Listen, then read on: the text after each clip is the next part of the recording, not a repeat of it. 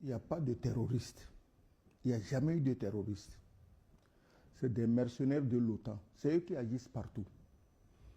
Parce qu'ils ont vu en Syrie que la Russie avait une base.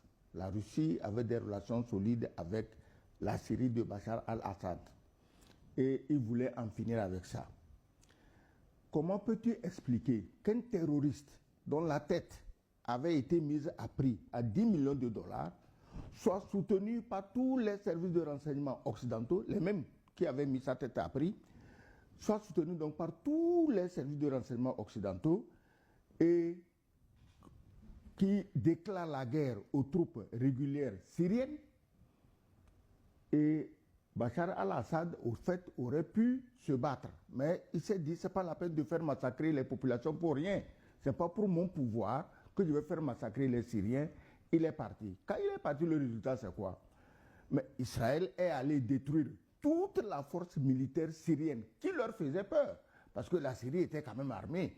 Ils sont allés anéantir toute l'aviation syrienne avec le barbu dont la tête était mise à prix, qui ne peut que bêler, parce que bon, c'est eux qui l'ont amené au pouvoir. Ils ont détruit la marine syrienne. Le gars était là dans sa barbe en train de bêler.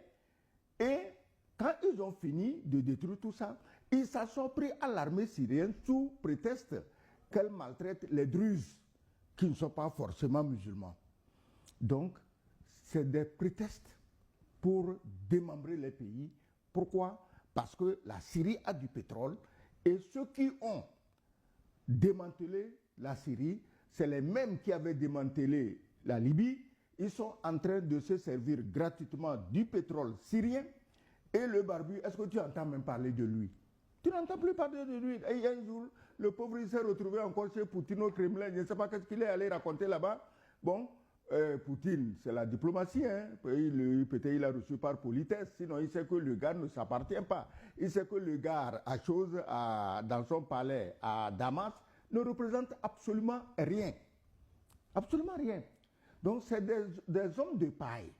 Et ici, ils ont poussé le bouchon très loin en mettant au pouvoir un terroriste confirmé dont eux-mêmes avaient mis la tête à prix. Donc, maintenant, le parallèle avec le Mali.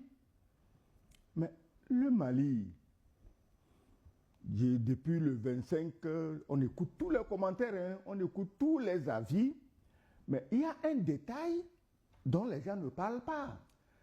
La guerre du Mali est une guerre de pillage, une guerre de rapine, organisée par un pays dont l'économie est en ménopause, pour ne pas dire au fond du trou, et dont le chef passe tout son temps à saliver sur les stocks d'or du Burkina, du Mali et du Niger. Ils rêvent au scénario libyen, ils ont tué Kadhafi. Est-ce que tu t'es jamais demandé où sont les stocks d'or sur lesquels Kadhafi comptait pour créer une monnaie africaine? Ils ont tout pris. Les fonds souverains de la Libye, en dizaines de milliards de dollars, ils sont passés où? Ils ont tout pris. Donc, quand on trouve des esclaves, plutôt des chiens méchants comme les Omar Mariko, on l'envoie, il est toujours à Nouakchott en train de lécher les bottes de Agali et les bottes de tout ce qui est Jinim, machin. Tous ces mouvements qui aujourd'hui sèment la terreur dans le Sahel, c'est les Noirs qu'on envoie tuer les Noirs, mais à la tête de ces mouvements se trouvent des Arabes. Je pose une seule question. Pourquoi, dans des pays à 80%, sinon plus, musulmans, comme ceux du Sahel, on nous parle de terroristes et on nous parle de djihadistes? Moi, je ne suis pas musulman, mais je crois savoir que le djihad est mené par des musulmans contre des peuples, disons, mécréants, qui ne croient pas en leurs choses, pour les convertir à l'islam. Dites-moi, on tue les Maliens pour les convertir à quelle religion? Et on les tue pour qui? Des gens qui se réclament de l'islam viennent tuer leurs frères musulmans maliens du Sahel pour des peuples, des dirigeants qui n'ont jamais été musulmans et qui dans leur pays passent tout leur temps à dénigrer, à vilipender, à humilier l'islam. Qu'est-ce que tu comprends dedans? Donc il n'y a pas de terroristes. Il y a des armées mercenaires envoyés pour poser des actes de rapine, parce que depuis que ces pays du Sahel sont sortis des griffes maléfiques de celui qui les exploite depuis plus de 100 ans, lui-même son économie est tombée, il n'arrive plus à tenir, ils n'ont plus de budget, ils s'endettent à tout va, et il s'est dit, on va aller ramasser l'or des Maliens comme on avait ramassé l'or de Kadhafi. Alors, merci. Goyou Kegewe, si l'opération du 25 avait marché, le 25 avril, peut-être que Yada Agali ou Mamariko seraient peut-être au pouvoir au Mali, entourés par les terroristes et les rebelles du FLA. Alors, pourquoi ça n'a pas fonctionné? Pourquoi le scénario de la chute qui a fonctionné contre Bachar al-Assad en Syrie n'a pas produit les mêmes effets à Bamako avec la chute du général d'armée Assimi Goïta? Vous avez commencé par égrener tantôt quelques arguments. Oui, c'est bien pour cela que je disais que la similitude, bon, on peut la trouver à pas forcer. Ça dépend du biais par lequel on analyse le sujet, parce que, en réalité, bon, c'est vrai, on n'a pas les mêmes défis géographiques au Mali comme on les avait en Syrie.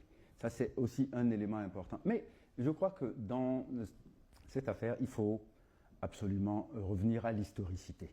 Parce que c'est toujours un peu manichéen et, à mon avis, trop expéditif d'opposer systématiquement des terroristes à un pouvoir légitime ou un pouvoir contesté.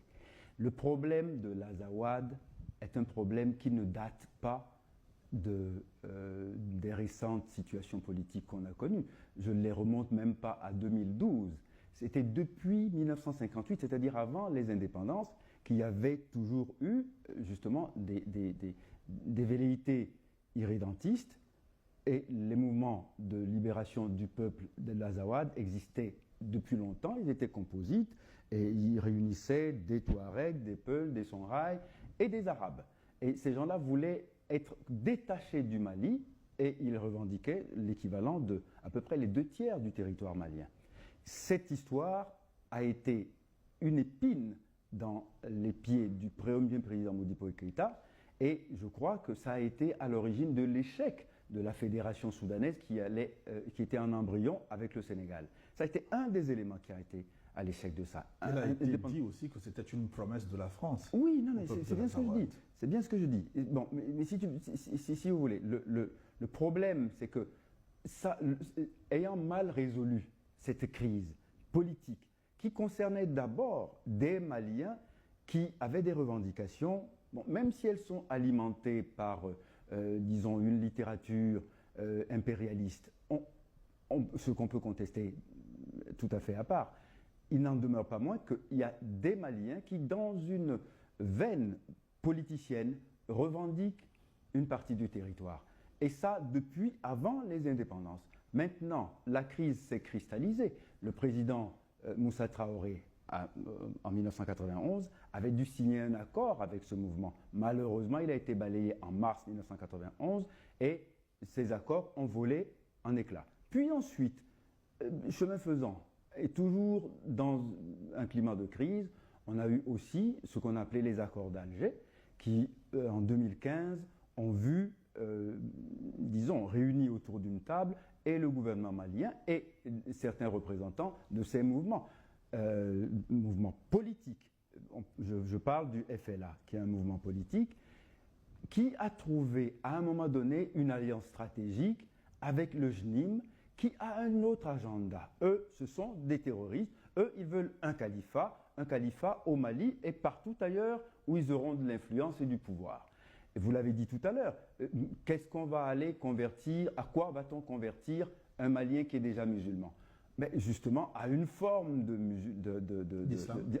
d'islam radicale qui va appliquer complètement d'autres valeurs, et c'est la raison pour laquelle il y a eu une opposition. Et nous-mêmes, qui sommes ici au Togo, nous ne sommes pas aussi éloignés que ça, parce que si on commence à laisser ces gens-là prendre du pouvoir et gagner du territoire, ils auront les mêmes velléités venir chez nous, parce que pour eux, nous sommes les mécréants sur qui ils vont déverser leur haine, parce qu'on a pu leur permettre de trouver un territoire et de s'installer. C'est la raison pour laquelle ça doit être l'affaire de nous tous, et pas uniquement l'affaire des Maliens. Donc, tant qu'il y aura, à mon avis, une petite veine panafricaniste, il faudra que tous les pays réunis, que ce soit ouest-africains ou africains en général, se réunissent autour du Mali, du Niger et du Burkina Faso, parce qu'on a vu le 25 avril au Mali, mais n'oublions pas qu'il y a quelques mois, au Niger aussi, on a attaqué l'aéroport à peu près dans un scénario de même envergure.